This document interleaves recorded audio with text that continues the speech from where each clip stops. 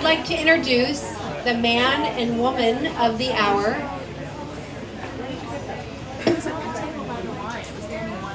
Damien Mander and Vimbai and Akashinga, which translate as the brave one. You're going to hear all about the most amazing program in Africa. We've been sponsoring Damien since he first pretty much came to this country.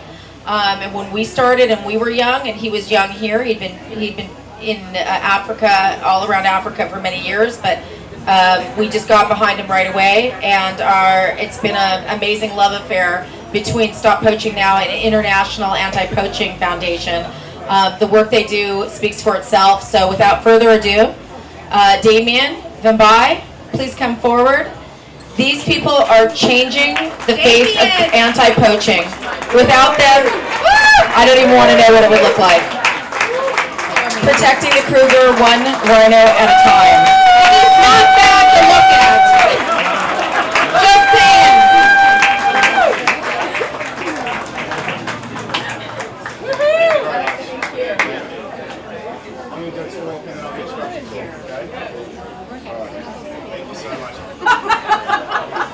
Thank you everybody for coming here tonight, and sorry for the people down with the cheap seats up the back. I'll try and make it loud so you don't have to talk down there. Conquering everything in his path, Yasatoy, commander of Genghis Khan's special forces, reported, "We don't need more generals. When the hour of crisis arrives, remember that 40 well-selected men can shake the world." Those were the first words that I read when I graduated from Special Forces selection and arrived for induction. They were written on the wall there, and it became a mantra that we came to live by. I started my military career in the Navy as a clearance diver. It's our version of your SEALs. After September 11, the Australian government formed what they termed the first and last resort for a terrorist attack on home soil. For the first time in the history of our country, direct entry into Special Forces was open to every single person in the nation. And at the end of all those selections, there were 50 men left, and those men formed the Tactical Assault Group. Being a diver, I came across into Water Troop, and I'd been there for 2 days, and I was told I was going to do the only job in the Defence Force that you can't ask to do, you're told you're doing it. And that was to become a Special Operations Sniper. In 2005, I deployed to Iraq in what was the first of 12 tours. Finished in 2008, lost, no direction in life, didn't know what to do, didn't know where to go. That's the part of being, the thing with being part of special operations, with being in the military. And this isn't to take anything away from the real victims, the people of Iraq that had their country flattened. But when you're part of this unit where you're side by side as part of a brotherhood, and then it stops and you lose the one thing that you have in life, which I think is the most elusive thing, and that's purpose. And for a lot of us, the real war doesn't start till the bullets stop and you're trying to reintegrate back into society. There's no jobs for a sniper in the local newspaper when you get back home. If anybody's interested, I still do cash jobs on the side. Please, don't post that anywhere, right? It's cash jobs. I'm not getting taxed on that shit. I was in a downward spiral, a lot of drugs, a lot of alcohol. A lot of blokes hit the ground and they go through. I was one of the lucky ones. I bounced and came back up the other side, got shut back out into life. I heard about anti-poaching about a decade before in barroom chat in Sydney and got on a one-way flight to Africa. I didn't even have a check-in bag. I didn't know where I was going or what I was doing. I landed in Johannesburg and travelled around the southern part of the continent. Now, I joined the military not to serve my country, I did it for adventure. I went to Iraq not to help the situation there. I went there to make money, and I made a lot of money, which I invested into property and did quite well that way. I didn't come to Africa looking for a cause. I went looking for a fight. And there were two things that changed my life. The first thing was seeing a group of people that leave their family behind for up to 11 months of the year, and they're out there on the front lines defending the natural world with their own lives. It's very hard to be genuinely inspired in this day and age, and these people inspired me. They made me want to have a look at who I am as a person and decide if that was the person I wanted to be or if I wanted to change. Here I was trying to have an adventure on the... Sound guy, 50 push-ups now. Yeah, I was just getting to my punchline. They made me... It's off again. They made me... Maybe this one works. cheap batteries. Cheap sound producer. Nice. Ouch. I mean, I'm joking. he's an assassin and I'm just a regular PR. I'm joking, man. I'm joking. I've got a loud voice, so if it goes down again, I can break out into song. So it made me want to reflect on who I am as a person and what I was doing. Whether we like reading National Geographic magazine, whether we like watching the channel, or just standing in nature and breathing the air, it all comes down to one group of people, and it's the group of people that are out there right now where we stand here, and they've dedicated their lives to protecting the natural world, the heart and lungs of the planet, and those people are rangers. The second thing I saw is what was going on with animals.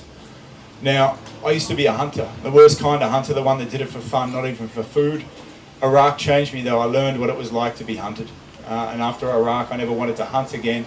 But not only that, I'd learned to see the world through a different lens, and something connected me to animals. I don't know what that was specifically, but you know, after 12 tours and so much death and destruction, I wanted to do something constructive with the skills I had. Animals don't want a car, a paycheck, a bigger house, fancy car. Animals don't have one thing that we as humans have. No other animals have it. It's called greed. It's called greed. Animals want one thing, what we all instinctively want. They want one thing, they want to live. They want to live, and we as a species, we continually take that away from them. Not only the wild ones, but 100 billion domestic animals a year for our dinner plates. The language of animals is too comprehensive for us to understand, but the language of suffering is universal. And I wanted to do something about it. I wanted to do something that, with the skills I had and the money that I'd made from Iraq, and turn that into a part of the solution, not the problem. I sold up everything I had in 2009 and set up the International Anti-Poaching Foundation. A decade later, we've helped protect, or supported rangers that help protect over 5 million acres of wilderness throughout southern and East Africa. We've got the likes of Dr. Jane Goodall as our patron, head of our, thank you, and head of our advisory board. And we are driving innovative programs across the continent which are shifting the way we not only look at conservation, but look at philanthropy and look at development in rural Africa. And when I started out the only way I knew, with a militarized approach. I saw armed units using military, paramilitary skills, crossing an international border and going out there to kill animals like elephant and rhino so they can sell their horn or tusk into these international organised crime networks, where tusk and horn is just another currency alongside drugs, guns and human trafficking. And when you see that up close and you see these men carrying weapons, you want to go out and fight that with the skills you have, and that's what we did. We built militarised solutions for conservation, and we were winning. One of the programs we did was along the eastern boundary of Kruger National Park's Intensive Protection Zone. The Intensive Protection Zone of Kruger National Park is home to a third of the world's remaining rhino. We were tasked with going into the Mozambique side of the border on the piece of land that separated a third of the world's rhino and most of the world's rhino poaching syndicates. This piece of land was accounting for 70% of all rhinos that were dying globally each year. We went in there and we set up a ground level offensive against the local community where these syndicates came from. We had 165 personnel, 4 different government departments, helicopters, aeroplanes, canine tracking units, bigger fences and more guns. And we went to war and we won. In 2016, 18 months after being there, there was an international downturn announced in rhino poaching. Kruger National Park had been able to push their forces to their western boundary, and we were winning. We got a lot of kudos for that. We got a lot of pats on the back. Deep down I knew that what we were doing wasn't the answer. We were spending $1 million a year to have a war. There's going to be 2 billion people on the African continent by 2040. 2 billion people. And those people will decide the future of conservation in Africa, not bigger fences and more guns. And you people, most of you or many of you here have heard me stand up and talk about the militarised solution for conservation. But in the same talk, I've always said what we have been doing was not the answer. We are looking for better solutions. And in our program down there in Mozambique, along the border of Kruger National Park, we were forced to look deeper at ourselves and at other industries. How can we find a better solution? Conservation as an industry has been spending tens of billions of dollars, and we're still talking about animals going extinct. We're still talking about massive tracts of land that are being lost, and we're still talking about wars being waged against local communities. Local communities that are quite often more concerned about where their next meal is coming from, not about the long-term preservation of wildlife. All this was happening around the same time that I'm starting to read about an overwhelming body of evidence that telling us empowering women is the single greatest force for positive change in the world today.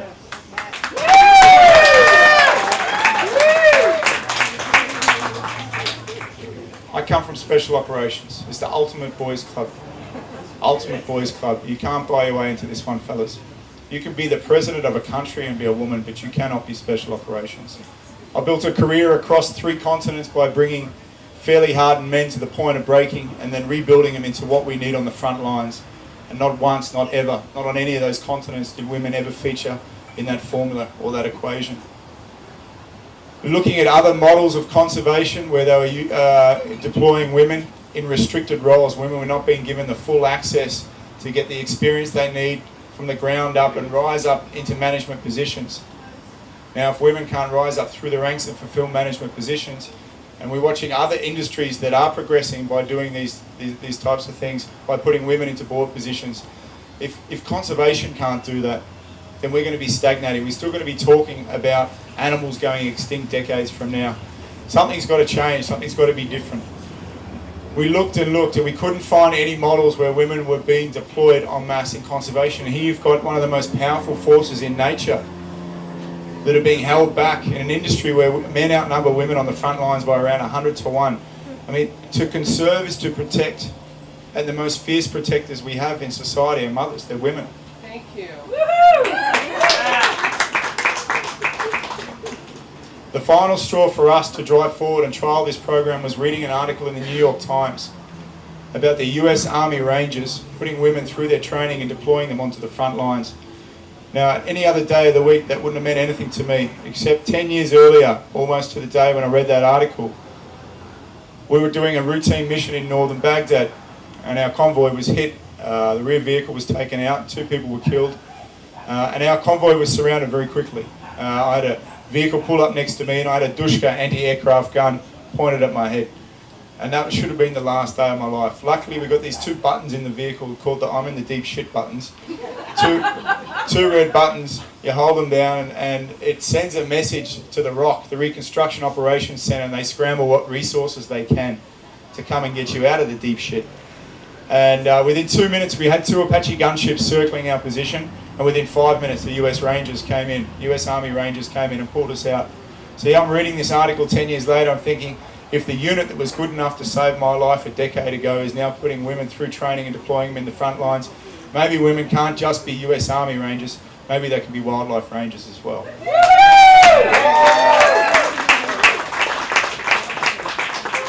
So we started trying to set this program up, and we got one closed door after another. People telling us no, they didn't want to take the risk, no, not here, no thank you. We offered to absorb all the management costs and the responsibility of setting this program up. 7 different reserves we tried. Even a reserve we'd been based on for 8 years and not lost a single animal. All we wanted to do was trial 4 women out there. We got declined. We eventually found an abandoned trophy hunting reserve. These areas are masses of areas across the African continent that have previously been used for trophy hunting and now sitting vacant. We wanted to do something with it, a different economic model to protect these areas. And we went and sat with the chief and we said, this is what we want to do. It's a very patriarchal society. The chief said, no, it sounds too risky. It's not a women's job. Okay, so we asked for 3 days. So just give us 3 days so we can prove if this model has any potential at all. They gave us 3 days. Now, normally with the men, when we do selection, we do 1 day. But because we were putting ourselves at reputational risk by doing something that hadn't been done before, sending a fully armed team of women out onto the front lines of conservation to protect one of the largest remaining elephant populations on Earth, we were putting ourselves at reputational risk. We've been the one beating this drum on direct action for the better part of a decade, and here we are about to do something that hadn't been done before.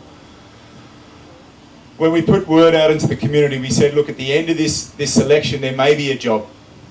And if there is a job, we said, let's give it to the ones that need it the most marginalised women in these communities. So we said, we want to provide an opportunity for survivors of serious sexual assault, domestic violence, AIDS orphans, single mothers and abandoned wives. 87 women turned out up for pre-selection.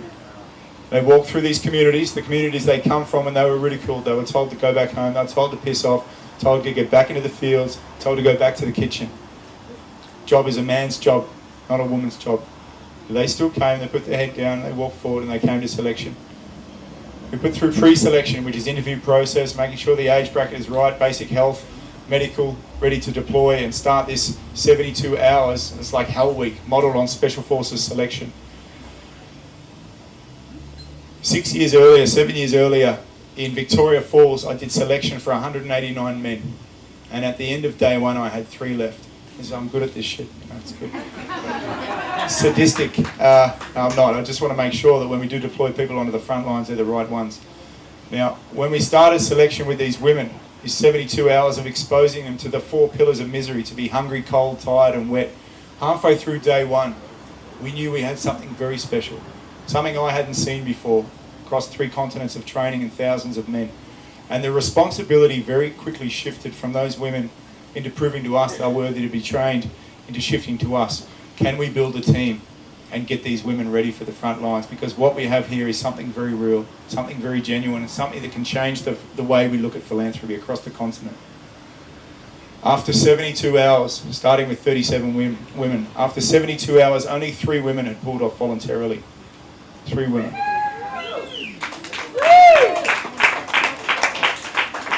We don't want great CVs.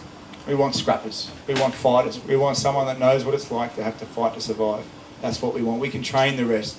The distance a person places between suffering and breaking is what defines the spirit and the character of an individual, and these women had it.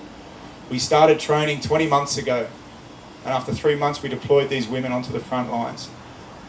Now, all the men in these villages, we've seen this amazing social engineering that's been going on, where all the men in the beginning, they didn't like what they saw. Okay, and they told them to go back home. After 20 months, most of them like it. Some of them don't. But they all respect it. They respect it because those women have now made 103 arrests.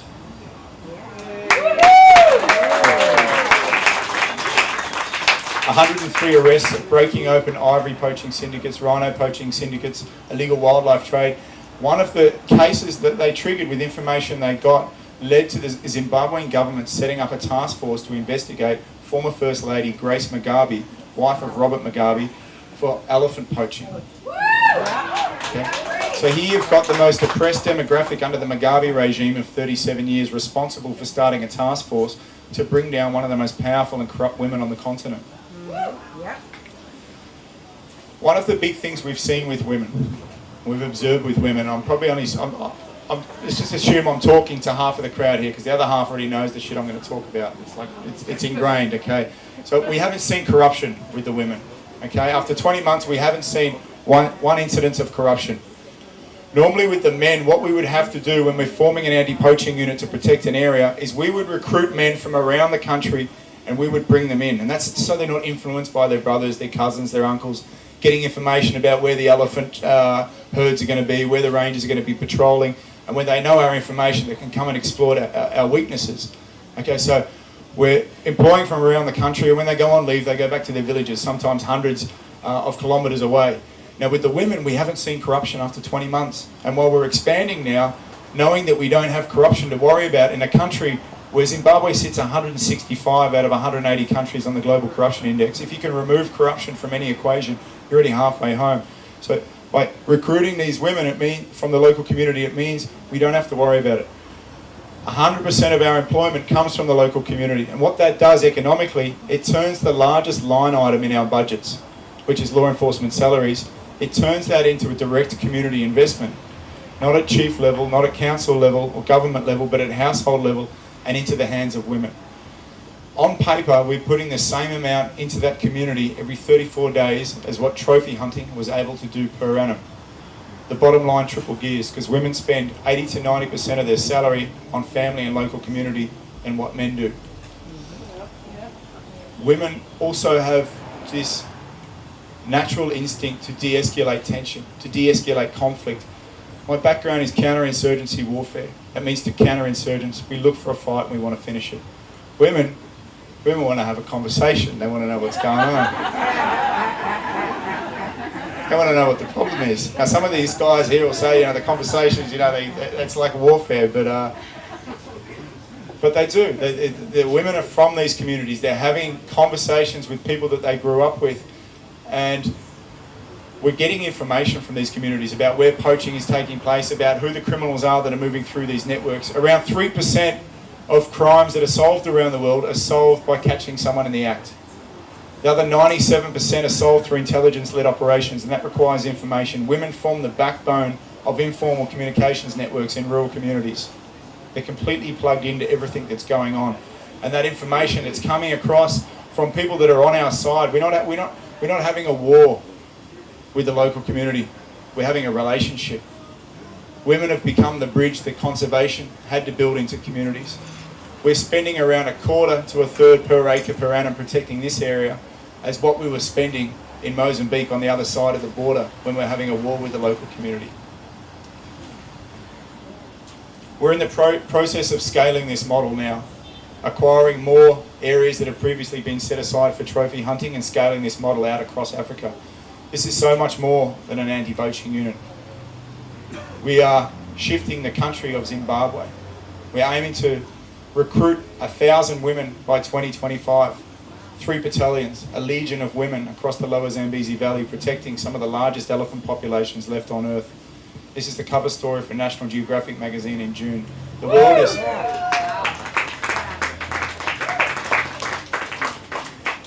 is starting to sit up and take notice. Okay. Starting to sit up and take notice of what is going on down there in Zimbabwe. And of the 1,000 women, let's assume 100 of those women go through some of the best education that's available around the world. That's what we're doing. Akashinga is not an anti-poaching unit. It's not a conservation model.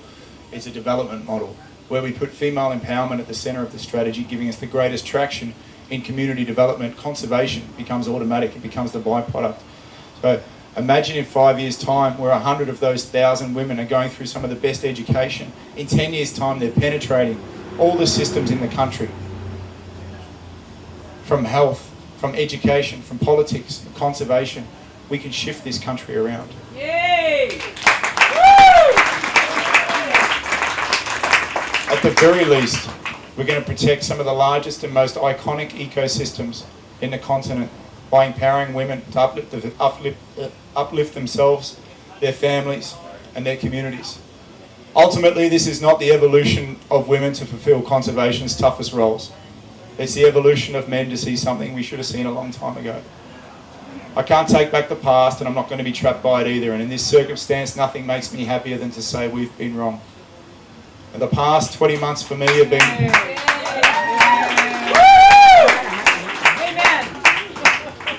The past 20 months for me have been a steep learning curve, operationally and ideologically.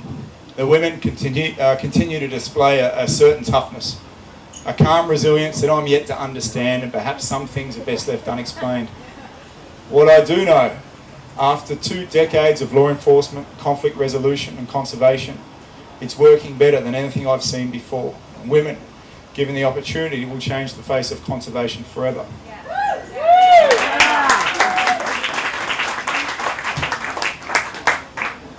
The hour of crisis has arrived again. In 7 centuries, after Genghis Khan's men shook the world is now being shaken again. Only this time by the very special force of women. Thank you.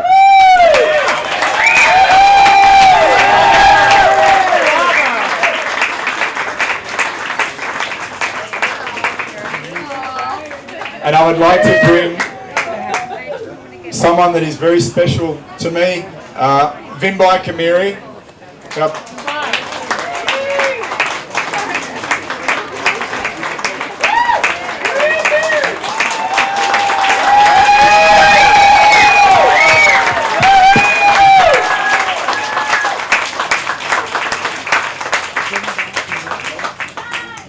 Vimbai is the sergeant of Akashinga.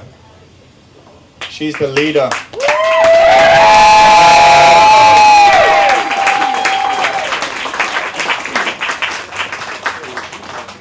She's leading the first 2 squads that have been formed in the lower Zambezi Valley. In her area of operation, there are 11,000 elephants, which in the 16 years prior to our arrival there, lost 40% of their population. Okay, they're on the front lines every single day. We have to hope for the best and prepare for the worst, and that means all the militarized training that we need as a last resort.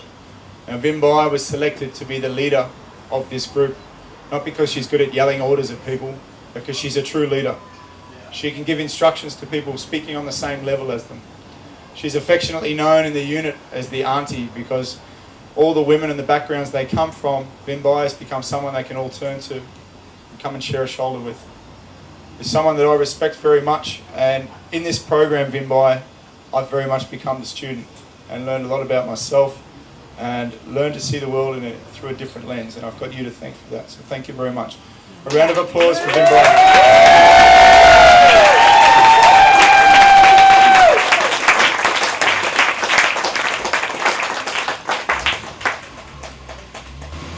My name is Vimbai Kumire, 33 years of age. I'm a single mother of 2. I'm the sergeant and squad leader of Akashinga, which is located in Zimbabwe's lower Zambezi ecosystem. I was born in a family of 8, being the last born in the family, having our father as the sole winner of the whole family. As a young lad, when I was growing up, I have something I want to do when I finish education. I have plans for my future and a better life in future. But all was washed away in thin air. Suddenly, my father passed away when I was still at school. That was the end of my journey because no one was able to take responsibility for my education. After that, I stay at home. I can say life is not what you make it, I can tell. All my plans was shattered. I put myself into something which I was not planned for. I got married thinking that it was the best solution. The first years of my marriage was so good. The problem started when I get pregnant for my second child. My husband get involved in love affair with another woman. That's the beginning of my problem. He didn't even care about me and our child and the unborn child. I was the one who was able to take care of my kids. In 2014, we just divorced. Back in Africa, many think that when you are divorced, you are nothing. And they can use you in whatever they want. But that was totally wrong. 3 years down the line, after my divorce, I was coming from church. I just passed through the local shops. That's when I heard people discussing about the program which was coming into our area. I didn't waste much of my time. I just ran straight home, sit with my mom and my brother. I shared the information I had to them. To my surprise, my family was in support of the program. And my brother says to me, "Sister, this is an opportunity. It only comes once in lifetime, so you have to go." I didn't say you have to go and give it a try, but I have trust in you that you will make it. And I asked him this question: "Brother, you know I never go further with education. So how do you want me to cope with being interviewed with a white guy?" And my brother kept on insisting that I should go. Then I went there. Finally, I passed the interview. Before joining Akashinga, I was someone who didn't trust or believe in herself because of the circumstances of life I went throughout my life. But this program helped me to believe and trust in myself. Now I finally be able to send my kids to better and most expensive schools in the country.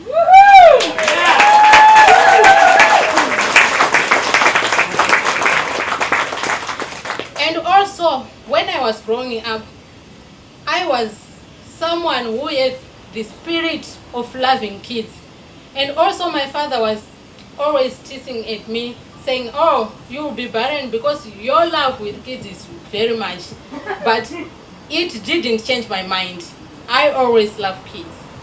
And my mind always tells me that when I grow up and finish my education, I want to be someone who will collect those orphans and take them as my own. But all was shattered, washed away, because I didn't finish school. But after joining this program, I managed to meet a certain boy who was struggling to pay his school fees. And I finally adopted that boy to become my child.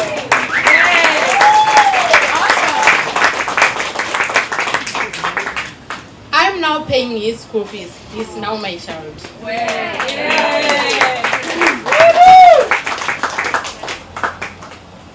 When you look to the Akashinga ladies today, you can't imagine how bitter lives we experienced before. Some of us, we have abusive husbands. Some of us were orphans, widows, single mothers. But this program helps us to change our life. Protecting animals, it's not a privilege to us who work in the bush, but it's an added advantage to the next generation, because they will be able to see an elephant and know how an elephant looks like and how big it is, not seeing them in animal magazines or in televisions. That's our duty. My job as a ranger, I can say, is one of the most dangerous jobs in the world. But I can say, I love my job. No matter how dangerous it is, I love my job.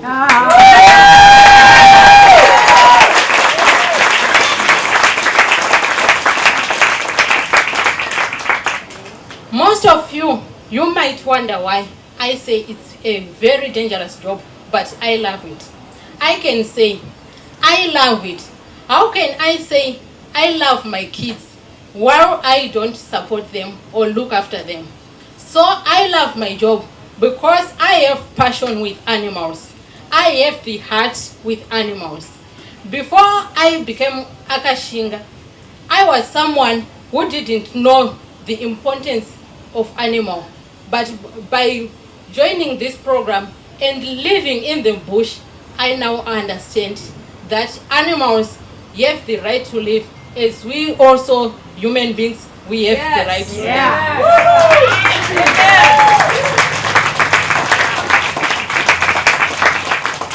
I can also say, you may see a woman, but I can see the bright future in the world, with the whole world.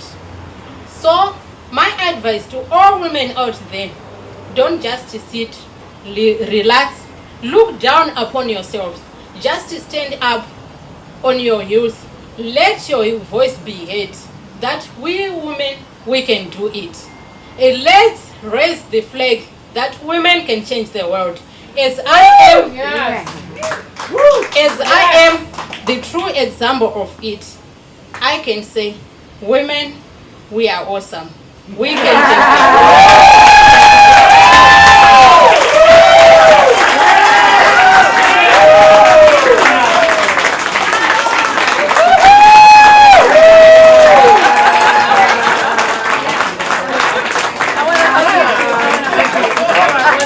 $5 a hug. It's $5 a